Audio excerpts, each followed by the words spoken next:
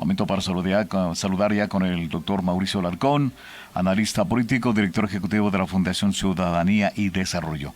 Doctor Alarcón, gracias por estar presente, a través de la plataforma Zoom, vía telemática.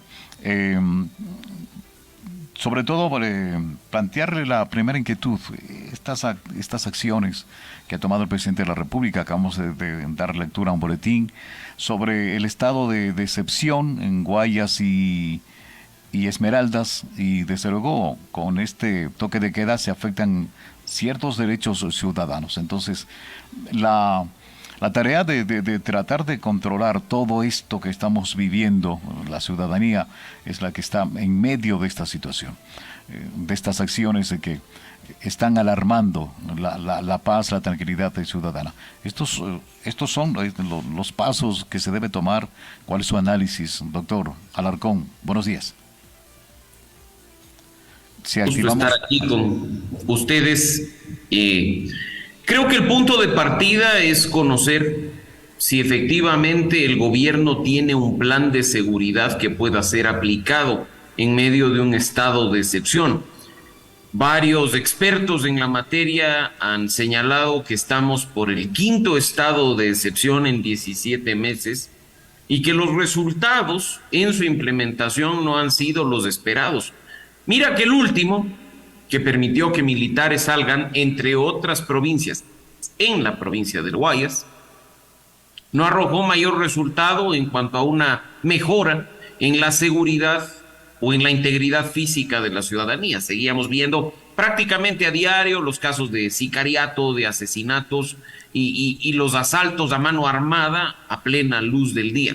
Ahora volvemos a este tema y lo óptimo es saber si ese documento que en una entrevista el presidente Lasso señalaba con sus manos, diciendo que pues ahí estaba el plan para combatir la inseguridad, efectivamente existe y se está implementando de la manera adecuada, porque no podemos caer en acciones populistas y demagógicas en un tema tan sensible como este.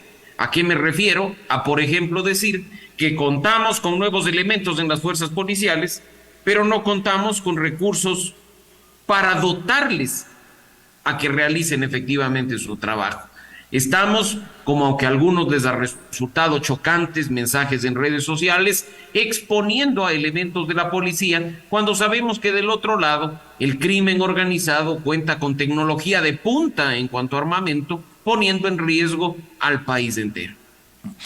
Esta identificación, ¿no?, de la falta de cumplimientos de presupuesto, esto prácticamente ya es general por parte de los expertos y analistas. Ahora, el control de las cárceles podría ser un factor, digamos, para empezar a frenar, porque desde ahí vienen las órdenes, incluso vienen ya estas amenazas a través de redes sociales con encapuchados ahí que advierten, amenazan al ministro, le lanzan la advertencia al presidente de la República. Y que eso es lo que se viene repitiendo una y otra vez en esta denominada guerra activa.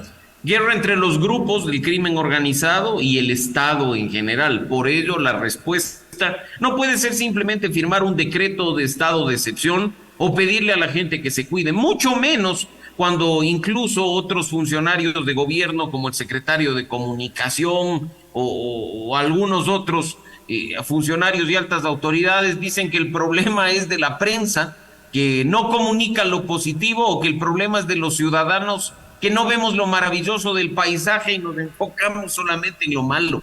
Eso es burlarse de la inteligencia de la ciudadanía.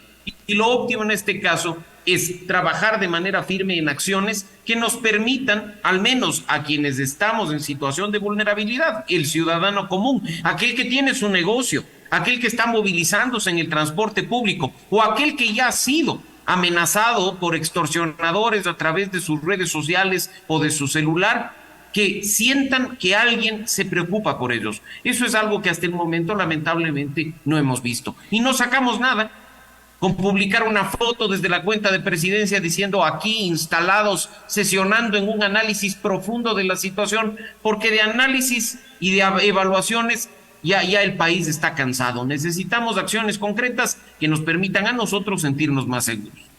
La tarea está ahí pendiente porque hay que insistir, la ciudadanía es la que está, digamos, con este miedo, con este temor, ya no poder salir libremente a hacer las tareas normales porque, en cualquier momento la delincuencia común, llamémoslo así, está pues ahí esperándole en la esquina. Y ahora otro problema también, no sé de dónde provenga este accionar, ya las vacunas nos dan información, digamos, esto le corresponde investigar a la policía, fiscalía, de que en el sector de Calderón ya algunos negocios ya han sido visitados por estos delincuentes que ya pues están aplicando las vacunas. Entonces se crea No, más inseguridad, doctor. Totalmente, Gustavo, y eso es algo que hay que tenerlo muy, muy en cuenta, porque hay acciones que además muchas veces el crimen organizado realiza a manera de tanteo. Empiezan a implementarlo de a poquito para ver si genera un efecto o si hay un combate efectivo. Si les resulta. Y como ahora no hay quien sea contrapeso, pues estas acciones de tanteo duran muy poco y pues simplemente después se recrudece en cuanto a inseguridad, en cuanto a amenazas y en cuanto a violencia. Lo que hoy estamos viendo con pocas denuncias en el sur y en el norte de Quito, probablemente en cuestión de semanas sea ya una práctica frecuente, sea ya una cuestión similar a la que se vive en otras provincias del país, a vista y paciencia de las autoridades. Y por supuesto que hay buenas intenciones, como querer a través de una consulta tipificar esta extorsión por parte del crimen organizado, pero cuidado, hagamos creer a los ciudadanos que hoy, actualmente, nuestra normativa penal no dota de herramientas a las autoridades para poder sancionar este tipo de delitos. Ahí están, simplemente esperando a ser aplicadas en beneficio de los ciudadanos. Ahora, todo este escenario que va aumentando de inseguridad, también aumenta esta crisis de gobernabilidad para el gobierno, porque teníamos, recordará doctor, digamos, estamos ahorita en estos momentos con esta situación de susto. El gobierno está insistiendo en una consulta popular, pero varias de las preguntas insiste en el Consejo de Participación Ciudadana, a todas luces está dando, digamos, guía, qué es lo que trata de conseguir con esta consulta popular. Ya no escuchamos estas disputas con la Asamblea. Recordará que la última acción que generó la Asamblea decirle al presidente de la República que no ha cumplido con el plan de desarrollo, y eso era motivo, no era motivo de destitución desde la Asamblea, pero motivo sobre todo para una acción ciudadana. Entonces, seguimos en esta crisis de gobernabilidad. Por supuesto que seguimos. Mira, Gustavo, la cantidad de mensajes que a través de las redes sociales se lanzaron por parte de varios asambleístas a propósito de lo sucedido la madrugada de ayer y los hechos que transcurrieron en las últimas horas. Asambleístas que además intentan pescar a río revuelto en una crisis política y que están diciéndole al presidente, vea, mejor vamos nomás a la muerte cruzada y adelantemos elecciones frente a su incapacidad, cuando sabemos que la intención detrás no es mejorar la condición de seguridad o de economía de los ecuatorianos, sino simplemente favorecer sus intereses particulares o los de sus caudillos políticos. Pero esa crisis de inseguridad, de la mano de una crisis política, va a terminar llevando a este país al caos, porque las autoridades, en lugar de preocuparse de atender las demandas de la ciudadanía, están dedicando su tiempo más bien a sostener lo que podría ser una avalancha política dentro de muy poco. Si se sumara esfuerzos entre quienes se dicen ser nuestros representantes, Gustavo y amigos, creo que podríamos obtener un resultado mejor. No quiero decir con esto que todo se soluciona, pero si la Asamblea actuara con responsabilidad, estaría, como en otros temas, en un espacio de diálogo y de trabajo conjunto para tratar de encontrar salida a este tema tan lamentable que nos aqueja. Doctor Alarcón, se cortó una palabrita. De pronto, entonces, la salida a toda esta crisis, la muerte cruzada. Personalmente creo que no, Gustavo. Yo creo que esa sería una salida fácil para lo que estamos viviendo. Y que además nada nos garantiza que de la noche a la mañana, por la salida del presidente o por la salida de los asambleístas, los ecuatorianos volvamos a vivir un ambiente de seguridad y de paz. ¿O es que acaso nos va a empezar a gobernar el crimen organizado después de la muerte cruzada? ¿Les entregamos el país en bandeja de plata en un acuerdo de paz que no tendría pies ni cabeza? Yo creo que no. Así es que echar, como dije, mano de esos discursos que lo único que buscan es generar caos y desestabilización no es lo óptimo en este momento. Coincidiremos muchos en la incapacidad del gobierno nacional, pero hay que forzar desde la ciudadanía para que se trabaje de manera decidida en solucionar estos problemas. Porque tiene varios frentes el gobierno y esto hay que identificarlo, doctor Alarcón. Digamos, en la parte social, unas mesas temáticas que no caminan de acuerdo a las expectativas de los unos. El gobierno dice que están bien, 218 acuerdos, pero hay amenazas, entonces no sé por dónde se ha identificado falta de cumplimiento de presupuestos. Por ahí sería, digamos, cumplimiento de presupuestos, porque plata sí hay, dicen los expertos, los analistas. Pero es que ya hemos visto, no nos dice el propio gobierno que hemos mejorado las cifras macroeconómicas, que hay mayores ventas, que hay mayor recaudación tributaria, que tenemos sobreprecio en el petróleo porque presupuestamos a una cifra y le estamos vendiendo a otra más alta. Recursos hay. Lo que se necesita es decisión de llevar a cabo las acciones concretas que nos permitan implementar acciones en beneficio de la ciudadanía. No sacamos nada, insisto, tomándonos fotos y diciendo aquí estamos reunidos o aquí estamos haciendo. La ciudadanía no se siente segura por un tuit o por una foto. La ciudadanía se va a sentir segura cuando empecemos a ver que nuestra vida normal se recupera, que podemos salir a las calles pasada cierta hora de la noche sin temor a ser asaltados o sin temor a que nos roben el auto. O, como ya hemos visto en algunas ciudades del país, que podamos al menos caminar por la calle sin el miedo de que de pronto te pongan un coche bomba y lo dinamiten al frente tuyo. Ese tipo de cuestiones son las que tiene que empezar a verse en acciones concretas por parte de las autoridades. Recursos hay, humanos y materiales, económicos por supuesto, voluntad política que se plasme en acciones concretas en beneficio de todos.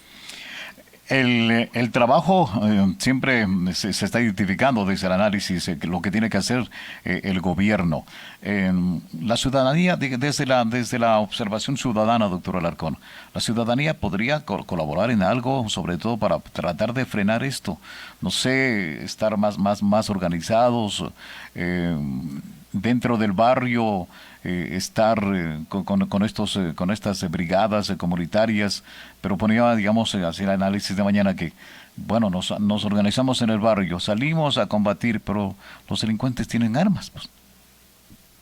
Y no armas simples, además, sino que están mejor dotados que la propia Policía Nacional, como lo mencionaba en un momento, irónico, ¿no? Y eso es a lo que hay que apuntar, efectivamente. Y tú decías, Gustavo, ¿la ciudadanía puede colaborar? Por supuesto que sí, porque ya tenemos identificado entre todos cuál es el problema y tenemos que trabajar de manera conjunta en la solución.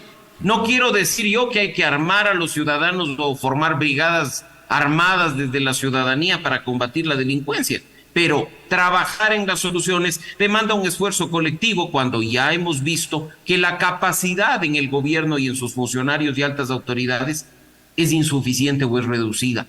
Hay expertos en materia de seguridad que están dispuestos a colaborar. Hay organizaciones de la sociedad civil que han trabajado en temas de seguridad comunitaria y que saben cómo aportar en determinados aspectos. ¿Por qué no sentarlos en una misma mesa para trabajar en conjunto?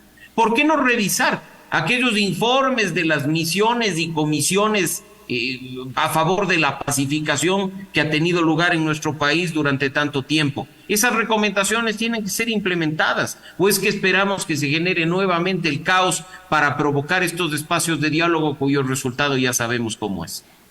El manejo de comunicación del gobierno entendemos que también tiene digamos, su direccionamiento, porque ahora tenemos información de que el gobierno ha reducido la pobreza en 7% porcentuales. Esta es la información que está manejando el gobierno, pero digamos, acá hay que ir averiguando, digamos, contrastando esta información.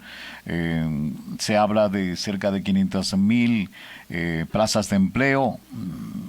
La lógica nos dice, si hay más cerca, pongámosle 500,000 personas, doctor Alarcón, con el empleo pleno, que dice el gobierno, el empleo pleno, la primera característica es estar afiliado al seguro, pues, pero el seguro no tiene la misma cantidad de afiliados, entonces el INE que está entregando una información de pronto no tan segura, fiable al gobierno. Y mira lo importante que es que el periodismo tenga acceso a esa información, que la ciudadanía también lo haga y que podamos hacer un análisis como el que tú acabas de decir, que no necesita que tú seas experto, Gustavo, ni en seguridad social, ni en temas laborales, sino que simplemente utilices el sentido común y las matemáticas. Si te dicen que han generado nuevas fuentes de empleo, lo obvio va a ser ver un incremento en la base de afiliados del Instituto Ecuatoriano de Seguridad Social, porque estamos hablando que hay una relación directa en esos dos temas. Pero si esto no ocurre, pues simplemente el manejo de la información y de los datos es erróneo, equivocado, y en este caso incluso puede llevar a la ciudadanía a tomar decisiones equivocadas en otras materias. Tú mencionabas hace un momento no solo este aspecto, sino el hecho de la comunicación del gobierno. Y comunicar es mucho más que presentar cifras. Comunicar es mucho más que simplemente decir, con el mal timing que tuvo lugar el día de ayer, que el secretario de Comunicación mandaba además en su cuenta de Twitter mensajes personales diciendo que le paren al odio, porque aquí vivimos en una sociedad de odiadores en definitiva. Y yo te digo, si te han matado un familiar o si eres familiar de los policías que fueron asesinados el día de ayer, la madrugada de ayer por la delincuencia común, no creo que quieras ponerle un altar y entregarle flores al Estado ecuatoriano, sino que definitivamente vas a odiar a las autoridades por no hacer lo que correspondía. Así es que eso también tiene que ver con la comunicación. Comunicar también es empatizar con los ciudadanos. Comunicar también es tratar de involucrar a la ciudadanía y tenerla de tu lado. No hacer las cosas tan mal que incluso termines generando resistencia. Desde luego, siempre la información debe ser manejada digamos, con objetividad. Esto es lo que se pide, ¿no? Digamos, que tengamos cifras reales y no estar, digamos, aquí, será verdad, será mentira, pero bueno, esa es la tarea también de quienes estamos en comunicación. Se ha pedido, en este análisis, doctor Alarcón, se ha pedido por parte del gobierno también que respaldemos a la policía, pero tenemos un hecho en el cual, la verdad, bueno, por un elemento se complicó toda la institución. ¿Debemos respaldar a la policía? ¿Cómo? Respeto mucho la institución policial, Gustavo, pero yo creo que en las condiciones actuales en que hemos visto que hay malos elementos, que afortunadamente esperemos sean la excepción y no la regla general. Y a malos elementos me refiero no solo a aquellos que están dispuestos a cometer crímenes, sino incluso a aquellos que forman parte de círculos perversos de corrupción a lo largo y ancho del país. ¿Por qué no depurar la institución policial? En América Latina ya se han dado casos en los que el crimen organizado busca permear a la institución policial para garantizar impunidad. ¿No dijeron hace poco que 15,000 aspirantes a policías tenían antecedentes penales, Gustavo? ¿No dijeron eso? Eso quiere decir que algo está mal con la institución policial. Y aquí no estamos para el espíritu de cuerpo o para decir que qué mala es la ciudadanía que no apoya a los pobres policías. Aquí estamos para, al igual que sucedió, por ejemplo, en Honduras hace pocos años, depurar la institución de esos malos elementos que lo que están haciendo es contribuir a la inseguridad, a la corrupción, a la falta de transparencia y a la debilidad institucional. Yo creo que ahí hay un reto enorme que podría ser afrontado por el gobierno con ayuda de la cooperación internacional y de la ciudadanía. Pero si no hay voluntad, y más bien lo que se busca es un espíritu de cuerpo y un blindaje a través de mensajes equivocados como los que hemos oído desde que este gobierno se encuentra en el poder, vamos a seguir a merced de una institución que lamentablemente tiene puntos negros. Sí, bueno, parece, digamos, digamos, llegaron en un escenario no oportuno y ahí se complican las cosas. Ahora usted decía, doctor, con estos mensajes que se generan desde los asambleístas, este manejo de la comunicación del gobierno, ¿alguien de pronto va a pescar a río revuelto? Porque estamos en un proceso electoral y el gobierno también inmerso en este proceso electoral con su consulta popular y también la población ecuatoriana y quienes están, digamos, en diferentes instancias de poder, también le apuntan a una posible reelección, digamos, a que sus movimientos, partidos se posesionen en diferentes provincias del país, porque las seccionales tienen mucho que ver con las centrales, doctor. Totalmente, y yo creo que como tú decías hace un momento, Gustavo, eso de querer pescar a río revuelto en medio de una crisis no le sienta bien al país. Si tienen pretensiones políticas y de poder, esperen al momento electoral de plasmarlas y de conseguirlas. No intenten en una situación tan crítica como la que estamos viviendo, que demanda suma de esfuerzos, que demanda trabajo en equipo, hacer lo que algunos quieren hacer. Yo creo que eso es un mensaje equivocado políticamente hablando, más aún cuando estamos incluso a ¿qué? 5, 4 meses de un proceso electoral o incluso quizá menos. Es inicios de febrero que vamos a elegir autoridades seccionales. En este momento hay que tratar de dar incluso estabilidad a ese proceso electoral. No vaya a ser que sobre pretexto del estado de excepción o ojalá que no, un recrudecimiento de violencia, el país se ve incluso forzado a suspender procesos electorales, como también ha sucedido en otros países de América Latina. Eso sería inaceptable. Así es que acá los actores políticos tienen una gran responsabilidad. Por supuesto, la de representarnos de la mejor manera a los ecuatorianos, porque para eso los elegimos,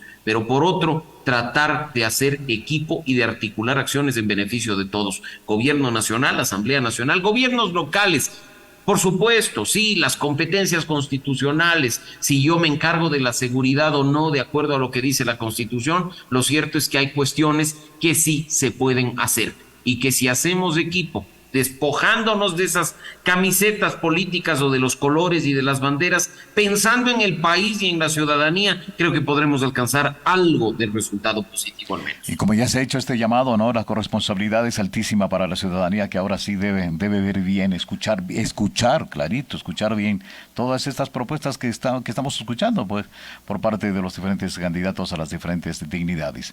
Y en esta puntualización que usted, doctor, claro, porque este estado de excepción dura 45 días, es decir, nos vamos hasta mediados de diciembre. Ya que falta para enero, porque cuando ya empieza la verdadera campaña, donde los medios de comunicación tendremos cualquier cantidad de publicidad electoral. Entonces, como que los tiempos también parecen que todo está en negativo acá en nuestro país. Totalmente, totalmente, y eso hay que pensar, ¿será que el estado de excepción se renueva? No nos olvidemos que según lo que dijo el Consejo Nacional Electoral, la campaña para las seccionales arranca el 3 de enero. Afortunadamente no hemos tenido que lamentar, como en su momento sucedió en México o en el propio Honduras, asesinatos permanentes de candidatos dentro de un proceso electoral. Sí ha habido problemas con varios de ellos, no quiero decir que no ha sucedido, pero afortunadamente ese tema no ha recrudecido. Ojalá no lo haga, ojalá incluso en medio del contexto electoral se tomen medidas de seguridad para evitar que la extorsión de la que hoy somos víctimas los ciudadanos sea la extorsión de quienes quieren ser autoridades. No nos olvidemos que ahí hay grupos de crimen organizado que financian campañas o que de entrada ya extorsionan a quienes van a ser autoridades locales en el sentido de cuidado te vayas a meter en mi territorio con mis negocios y con mis cosas. Entonces yo creo que hay un reto enorme por delante con problemas que quizá en este momento no los vemos frente a la vorágine coyuntural que nos está envolviendo, pero en la práctica hay que prestarles atención y de manera inmediata. Desde luego. Sí, doctor, ahora tenemos una comunicación. Vamos a darle la palabra a la persona que está en la línea. Gracias por estar con nosotros. Buenos días. Sí, bueno, nos pasamos en el tiempo. Doctor, la situación en el país es difícil. Lo principal para la ciudadanía es de que se generen acciones, digamos, para tener esta tranquilidad. Las inacciones están pesando, pero no sé si estos análisis, estos comentarios llegan a la comunicación del gobierno, sobre todo para tomarlos en cuenta. Usted hablaba de la academia. La academia ha generado, pues, insumos para tratar de frenar esta inseguridad, pero no han sido tomados en cuenta. Entonces, material para que el gobierno pueda estudiar hay, pero no hay acción. No, sin duda. Y que estos análisis, incluso aquellos que realizan expertos en la materia, esas propuestas que se generan en espacios de discusión y de opinión como estos, que lleguen al gobierno no como un boletín de monitoreo de noticias con denominación positiva o negativa, sino como una forma, como he dicho, de encontrar aportes, de hacer equipo, de trabajar en equipo pensando en el país. No acá todos quieren tumbar al presidente. No acá todos creen que es necesario ir a una muerte cruzada. Incluso aquellos que así lo creen, igual tienen derecho a expresarse y buscar la forma de contribuir frente a la situación que vivimos. Pero dejemos de lado también esa paranoia que desde altas instancias de poder existe y abramos espacios de diálogo y de trabajo conjunto con los ciudadanos. Solos no pueden, señores, no sean autosuficientes. En un problema tan crítico como este, es vital sumar esfuerzos. Escuchen a los ciudadanos, reconéctense con ellos y les aseguro que tendrían mucha gente a su favor pensando en cambiar las condiciones de inseguridad que aqueja al país. Diálogo con todos los sectores, doctor.